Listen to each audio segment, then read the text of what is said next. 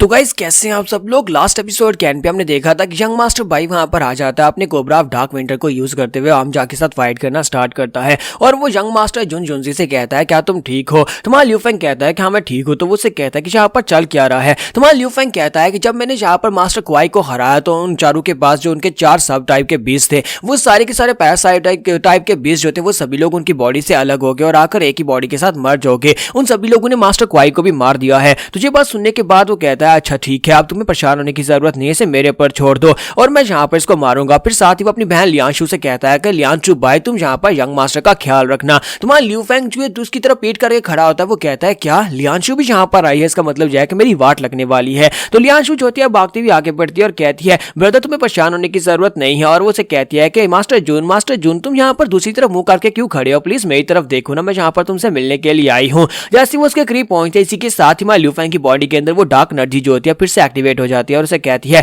बेवकूफ कहीं के तुम अभी तक मरे क्यों नहीं। तुम्हारा ल्यूफेंग कहता है कि यहाँ पर क्या बात कर रहा है। वो उससे पूछता है कि तुम कौन हो। तो वो उसे कहता है कि मैं यहाँ पर वो एडमेंट हूँ जो तुम्हारी बॉडी के अंदर है। तुमने मेरी रिक्वेस्ट को सेटिस्फाई नहीं किया था। लास्ट टाइम मैंने तुमसे कहा था कि मेरी रिक्वेस्ट को सेटिस्फाई करो, लेकिन बेवकूफ कहीं के तुमने मना कर दिया था, जिसकी वजह से मैंने तुम्हें मार डाला था। लेकिन तुम फिर से यहाँ पर जिंदा कैसे हो गए। तुम्हारा ल्यूफेंग कहता है क्या इस चीज ने मुझे लास्ट टाइम मारा था। इसका मतलब यह है कि ल्यूफेंग यानी कि इस बॉडी का जो ओनर है उसको इसी चीज ने जो कि इसकी बॉडी के अंदर है इसी ने मारा था और उसके बाद मैं इसकी बॉडी के अंदर जिंदा हो गया था। और यहीं पर से नेक्स्ट सीन में अपनी पास मेमोरी का दिखाया जाता है। जब वो लीडर फैन था तो वो एक मास्टर से मिलने के लिए जाता है जो उसे निर्वाणा स्किल देता है। तो वो पहले निर्वाणा स्किल उसके पास से ले नहीं रहा था क्योंकि निर्वाणा स्किल ऐसे काम करता है कि अगर यहाँ पर मर जाता है यानी मास्टर फैन मर जाता तो वो दोबारा से किसी दूसरे बंदे की बॉडी के अंदर जिंदा हो सकता है। तो मास्टर फैन कहता है कि मैं ऐसा बिल्कुल भी नहीं करूंगा, मैं किसी दूसरे की जान नहीं लूंगा। तो वो मास्टर जो उसे निर्वाणा स्किल देता है उसे कहता है कि ऐसी बात नहीं है, जब तुम यहाँ पर मरोगे तब तुम किसी ऐसे इंसान की बॉडी के अंदर रीबॉर्न होगे जो बिल्कुल सेहतमंद हो, उसकी बॉडी के ऊपर कोई चोट ना हो और वो ऐसे मर जाता है, तुम उसकी बॉडी के अंदर दोबारा से रीबॉर्न हो सकते हो। तो फैन ने इसी वजह से उसके पास से वो निर्वाणा स्किल ले लिया था क्योंकि उसे लगा कि यहाँ पर मरे हुए बंदे की बॉडी के अंदर जिंदा होना ये यहाँ पर इतनी जो गलत बात नहीं है।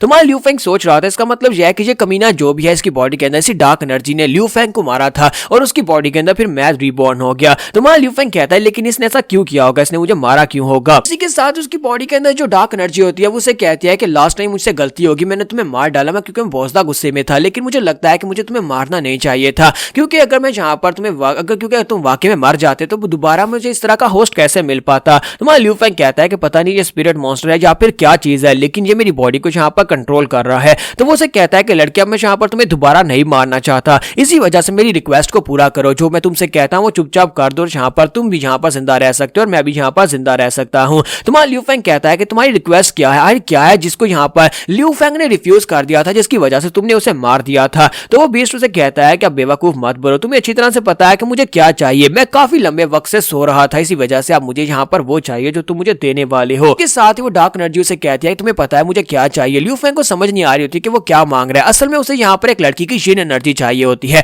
असल में उसकी बॉडी के अंदर ये जो बीस्ट होता है वो ठरकी होता है, असल में ल्यूफेंग ठरकी नहीं होता। और अब उसके पीछे एक लड़की खड़ी है जो कि बहुत ज्यादा खूबसूरत भी है। तो वो खुद यहाँ पर उसके पीछे खड़ी होती है और उसे कहती है कि यंग मास्टर मैं यहाँ पर लियांशु बाई हूँ, यहाँ पर तुमसे मिलने के लिए आई हूँ, तुमने बहुत ही अच्छा काम किया इस कंपटीशन को जीत कर, तो मैं पर्सनली तुम्हें यहाँ पर लेने के लिए आई हूँ। तुम्हारा ल्यूफेंग पीछे की तरफ घूमता है और उसे कहता है कि यहाँ से भाग जाओ। जब लियांशु उसकी तरफ देखती है तो वो कहती है ऐसा कैसे हो सकता है, ये तुम कैसे हो सकते हो। तुम्हारा ल्यूफेंग उठकर खड़ा हो जाता है जबकि बाई कहती है कि तुम्हारी हिम्मत कैसे हुई यहाँ पर फर्जी नाम रखकर इस कंपटीशन में हिस्सा लेने की, तुम मेरे हाथ से बिल्कुल भी नहीं बचोगे। मैंने यहाँ तक कि तुम्हारे बारे में बहुत ही ऑनरेबल पिक्चर बना ली थी कि तुम कोई यंग हीरो हो, तुम बहुत ही रिस्पेक्टेबल कोई बहुत ही पावरफुल फाइटर हो, लेकिन असल में तुम एक ठरकी हो। और साथ ही वो अपने छोटे स्नेक को निकालती है और कहती है जाओ जाकर इसको काटो, इसको तब का काटो जब तक ये मर ना जाए। लेकिन उसका स्नेक बेचारा अब काफी ज्यादा छोटा होता है क्योंकि वो नया स्नेक अब यहाँ पर टेम कर रही है। तो वो जाकर उसके कंधे के ऊपर काटता है, लेकिन हमारे ल्यूफेंग को इस बात से कोई फर्क ही नहीं पड़ता। और इसी के साथ ही हमारे ल्यूफेंग उसके स्नेक को उठाकर पीछे पटकता है और साथ ही बड़ी तेजी के साथ जंप करते हुए उसके ऊपर जाकर चढ़ जाता है।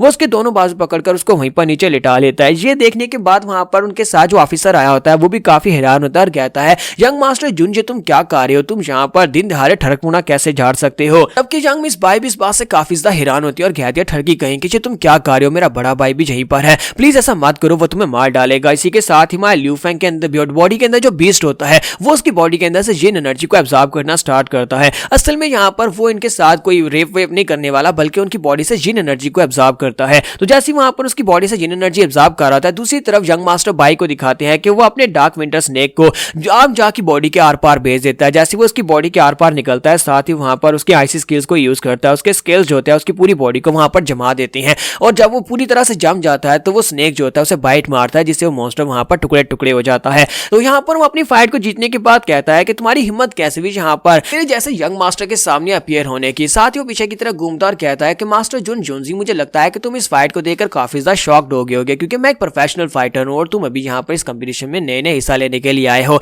लेकिन जैसे वो पीछे की तरफ घूमकर देखता है कि उसकी बहन नीचे होती है और जुन जुनजी उसके ऊपर लेटा होता है, इस बात से वो बहुत ज्यादा गुस्सा हो जाता है। वो चिल्लाकर कहता है, अब इस साले तेरी माँ की आंख। और दूसरी तरफ दिखाते हैं कि वो जो लाइंस का जो सोल्जर वहां पर आया होता है वो जल्दी से लियू फेंग को पकड़ता है और उसे कहता है कि जो तुम क्या कर रहे हो, कहीं तुम पागल तो नहीं होगे, तुमने यहाँ पर लेडी के साथ क्या किया, तुमने यंग लेडी के साथ क्या किया है। और दूसरी तरफ दिखाते हैं कि हमारे लियू फेंग की बॉडी के अंदर जो डार्क एनर्जी होती है वो कहती है कि तुम्हारा बहुत बहुत शुक्रिया, मैं यहाँ पर कुछ दिन निकाल सकता हूँ, बाद में कोई अच्छी लड़की मिली तो फिर से यहाँ पर यही करेंगे। और साथ ही वो हाइबरनेशन में चला जाता है। इसी के साथ ही यंग मास्टर वहां पर पहुंचता है और कहता है कि साले कहीं के तुम मेरे हाथ से नहीं बचेगा। और साथ ही वो लियू फेंग को एक किक मारता है। जब लियू फेंग के पेट में किक पड़ती है तो वो उड़ता हुआ सीधा जाकर आइलैंड के पानी के अंदर गिर जाता है। और उसी के साथ ही भाई जो होता है वो अपनी बहन को उठाता और कहता है कि सिस्टर सिस्टर क्या तुम ठीक हो। तो लियू फेंग पानी के अंदर डूब रहा था और वहीं पर डूबते डूबते वो कहता है कि ये क्या, मुझे लगता है कि मैं दोबारा से अपनी बॉडी को कंट्रोल कर सकता हूं। तो ये कैसे हो गया, क्या उसकी रिक्वेस्ट पूरी हो गई, यानी कि उस बीस्ट को यहाँ पर लड़कियों की जिन एनर्जी चाहिए होती है, इसी की वजह से यहाँ पर लियू फेंग के ऊपर ये दाग लगा है कि वो ठरकी है। और लास्ट टाइम की बात से याद आती है कि जानरू ने मुझसे यही कहा था कि तुम्हारी बॉडी के अंदर एक डिजीज है जो तुमने मुझे बताया था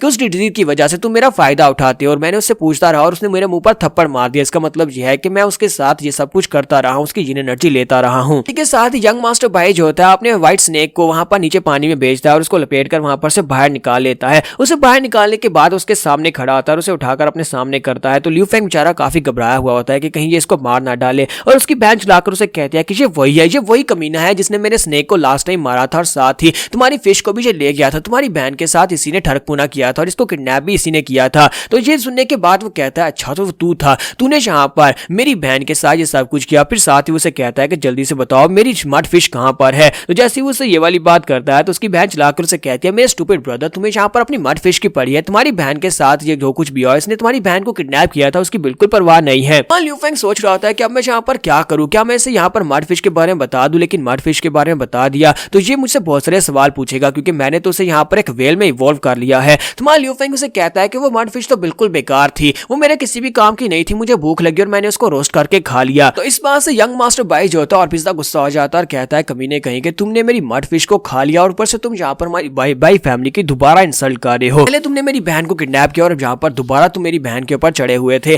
तो अब मैं यहाँ पर तुम्हें बिल्कुल भी नहीं छोड़ूंगा। जब किसी के साथ ही सोल्जर लियू से कहता है प्लीज मास्टर बाई इसको यहाँ पर ऐसे मत मारे, आपको भी पता है कि इसने कंपटीशन को जीता है, इसके कंपटीशन जीतने पर हम लोग यहाँ पर इसे इस तरह से बिल्कुल भी ट्रीट नहीं कर सकते। अब ये लीग का हिस्सा है और लीग का हिस्सा होने का मतलब यह है कि मैं इसको यहाँ पर प्रोटेक्ट करूंगा, हमें वापस चलना चाहिए और मास्टर लू के सामने इस बात को रखना चाहिए। यहाँ पर हम लोग अपने एपिसोड 44 का एंड करेंगे और नेक्स्ट एपिसोड में देखेंगे कि हमारे लियू फेंग के साथ अब आगे क्या होने वाला है। तो एपिसोड की एक्सप्लेनेशन अच्छी लगी हो तो कमेंट करके जरूर बताइएगा और वीडियो को लाइक करना मत भूलिएगा। Thank you.